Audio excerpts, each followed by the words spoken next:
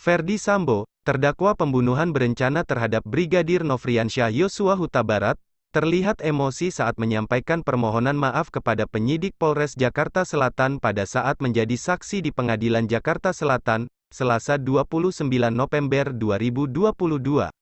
Terkait dengan pernyataan kenapa saya harus mengorbankan para penyidik, saya ingin menyampaikan permohonan maaf kepada adik-adik saya, kata Ferdy Sambo dalam sesi tanggapan keterangan para saksi. Ferdy Sambo meminta maaf dengan suara yang dalam karena telah memberikan keterangan yang salah sejak awal.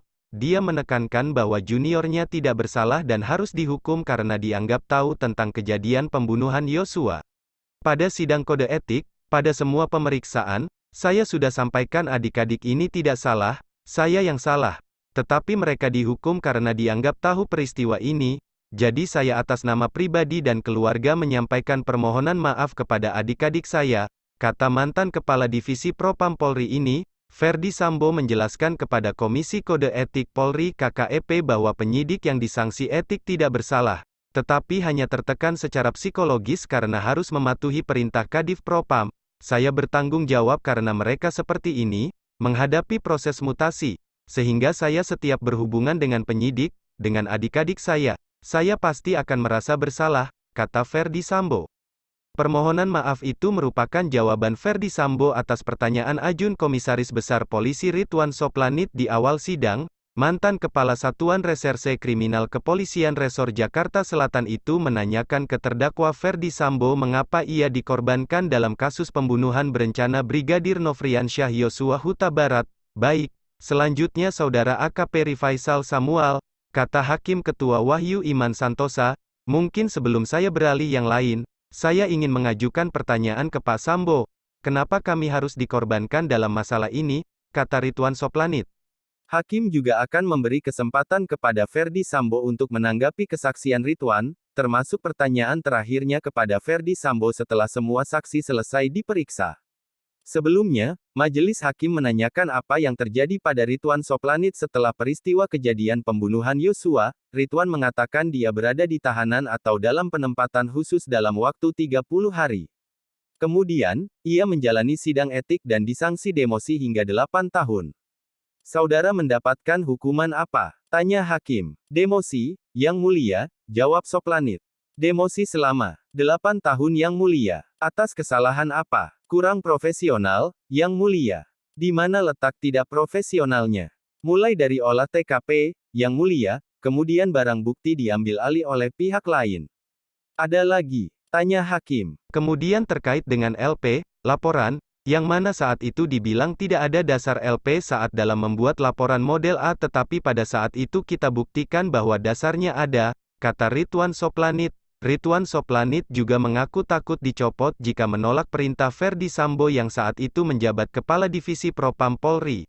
Awalnya, Hakim Ketua Wahyu Iman Santosa menanyakan kenapa dia tidak menolak membuat berita acara interogasi, by Putri Chandrawati atas perintah Ferdy Sambo. Saat itu anak buah Ferdy Sambo, Arif Rahman Arifin, menyampaikan lembaran kronologi kasus pelecehan Putri ke Polres Metro Jakarta Selatan. Ridwan mengaku sempat keberatan, namun ia tetap membuatnya.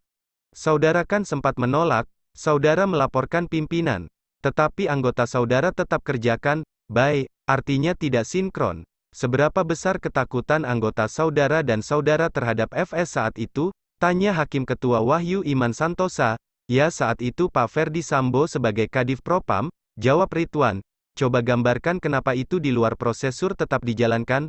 Apa sih yang dirasakan oleh Polres Jaksel saat itu? Tanya hakim. Ya karena kita berhadapan dengan seorang Kadif Propam, Yang Mulia, dan kita melihat memang dari awal di TKP kan perangkat dari Propam juga sudah ada di situ, sehingga memang yang kita bayangkan kita dalam pengawasan Kadif Propam Mabes, kata Ridwan. Terburuknya apa kalau saudara sempat nolak? Tanya lagi hakim. Dicopot Yang Mulia, jawab Ridwan. Ridwan Soplanit mengatakan penyidik mendapat kronologi tertulis untuk berita acara interogasi, by Putri Chandrawati berdasarkan pesanan Ferdy Sambo.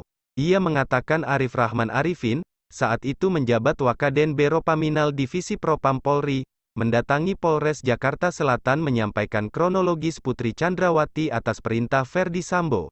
Kemudian untuk masalah pelecehan saya panggil Kanit Pelayanan Perempuan dan Anak, PPA, saya. Kemudian saya panggil beberapa penyidik saya untuk berbicara terkait dengan kronologis yang dibawa oleh AKBP Arif saat itu, kata Ridwan. Ia kemudian menyampaikan hal tersebut kepada Kapolres Jakarta Selatan saat itu, Kombes Budi Herdi.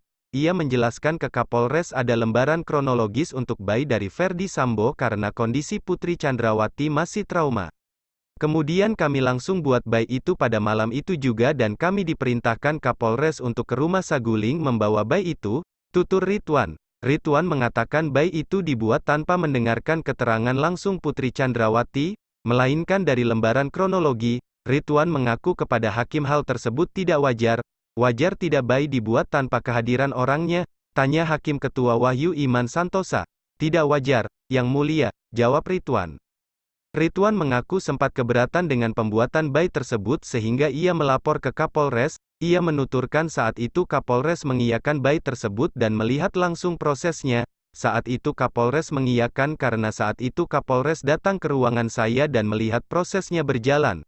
Kemudian, ia sempat menanyakan kembali dan saya menjelaskan bahwa ini berdasarkan kronologi saja yang disalin, kata dia. Namun Ridwan Soplanit mengaku tidak berani menolak membuat bayi Putri Chandrawati berdasarkan kronologis yang diberikan Verdi Sambo melalui Arif Rahman Arifin.